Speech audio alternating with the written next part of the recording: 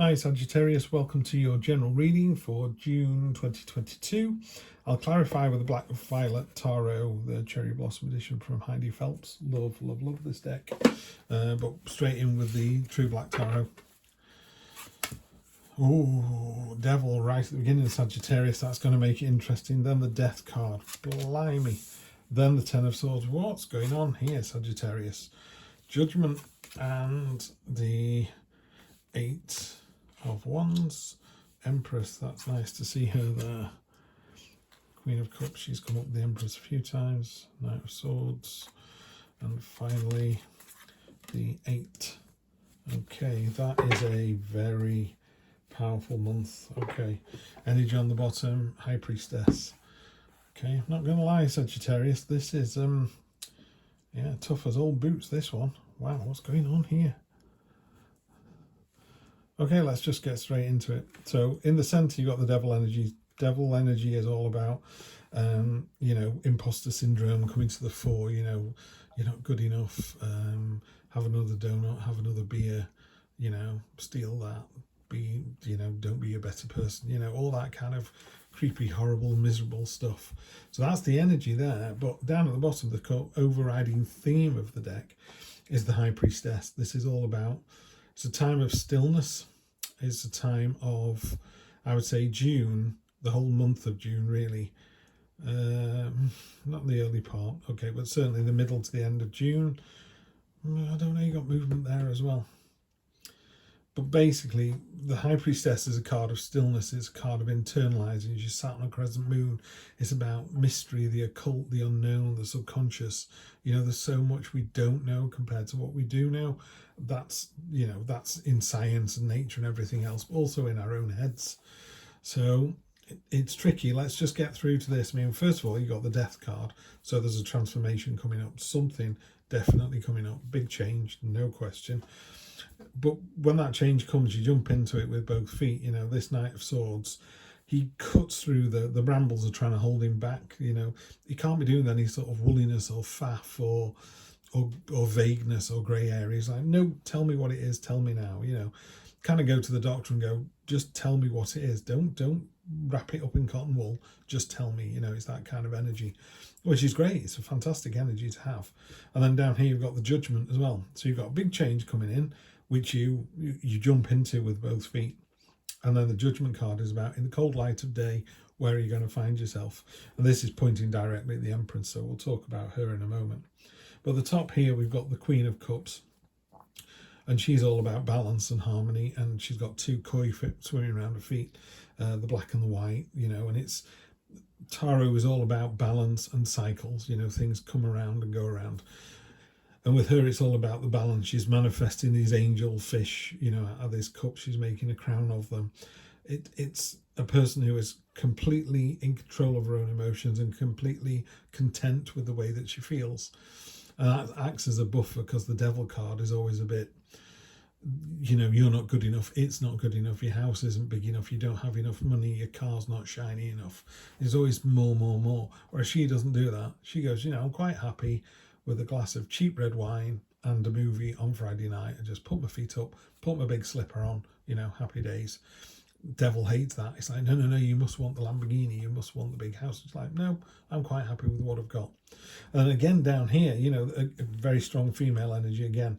This energy, the Empress, is all about the cycle of nature. You know, you're born, you eat, you live, you die, it goes around. Or you plant the seed, you grow the fruit, you eat the fruit, you plant some more seeds, and round it goes. It's nurturing, it's motherhood.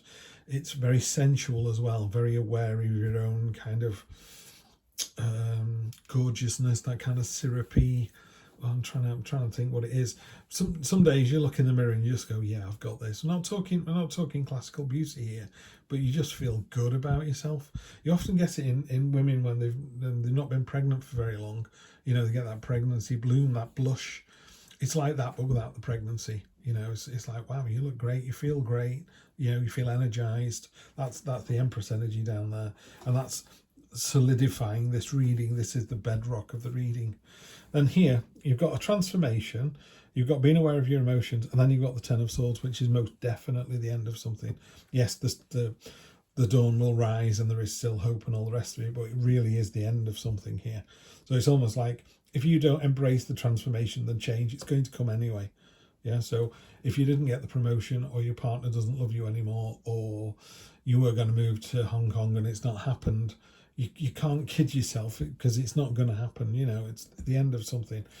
And because of that, so you got two almost like two full stops here. No, it's the end of something. I said it was the end of something. So you need to move on. And you move on because this is the Eight of Cups. In this one, there's a baby octopus leaving its nest. There's all these eyes in the background there. It's going out into the big wide ocean. It's got to be an absolute terrifying situation. But it knows that that's what it needs to do. It can't stay in the nest forever. It'll starve to death. You know, you have to go out into the big wide world. You have to move on. And you do move on because you end up with this lots of rapid change when you make the decision. Yeah, it's ended. I move on. What a great result. So I'm just going to clarify. I'm only going to do it with 3 cards. Let's see what we get here. So we've got 1, 2, and right down at the back. Let's take that one. I want it to come out, because I think this is telling its own story. Bottom of the deck, you've got the 7 of Pentacles, which is good. Reward after labour, but don't forget to kind of crack on. You know, this person's looking at what they've harvested or what they've grown. So you're looking at the apple tree and go, oh, I need to take those apples off there. It's like, yeah, you do. Then you need to go and plant some more apple trees. You know, don't rest on your laurels. There's still more work to be done. So we have the King of Swords. Okay, King of Swords on top of the Knight. To me, that is... it's all about clarity. So again, the Knight's come in and gone, don't give me any waffle, just tell me like it is. And the King of Swords does exactly the same thing. You know, he's on about transforming these larvae into butterflies. These are creative ideas. Yeah, you can't lay it on thick enough with the King of Swords. He's like, no, just tell me like it is. Don't dither. Just tell me what's going on. Knight of Pentacles. Yeah, it's time to get a wriggle on. There's a real sense in this one about movement, about wanting to get going. It's time to get moving. The Knight of Pentacles is a great card. It's a lovely energy. But of all the knights, it's a bit clip-clop. You know, it's like, come on, get a move on. You know, there are seeds to be planted, plans are afoot. You know, you need to move. Yeah, and you're doubling down. You're not doubling down because you've not got the Chariot, are you? Chariot was the previous read. The Chariot is a victory of your own making, which is tremendous. So that's really good to see. Yeah, I think it's a brutal month, you know, but in a really positive way. I know that sounds weird, but the kind of King of Swords energy, the King of Swords energy is really quite brutal and brusque. You know, it's not a man, but you know, that masculine energy of just cutting through the dithering and the vagueness, yeah, and just cutting straight through to the meat of the matter. And by doing that, by realizing it's the end of something, deciding to move on because nothing serves you anymore. It's not, you know, if you're in a job, it's dead man's shoes, and you go, oh, not only is it dead man's shoes, they've just brought someone in who's my manager, so it's dead man's shoes times 2. I'm never getting this job. You know, okay, you're not. Time to move on. And I don't know, you go to LinkedIn or Indeed or somewhere, and boom, there's a job for you there, and you get your CV out, and it's win-win.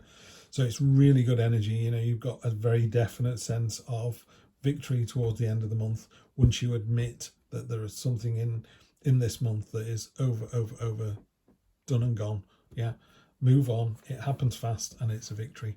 Have a fantastic June. It's going to be a good one. I'll see you for the next one. Take care.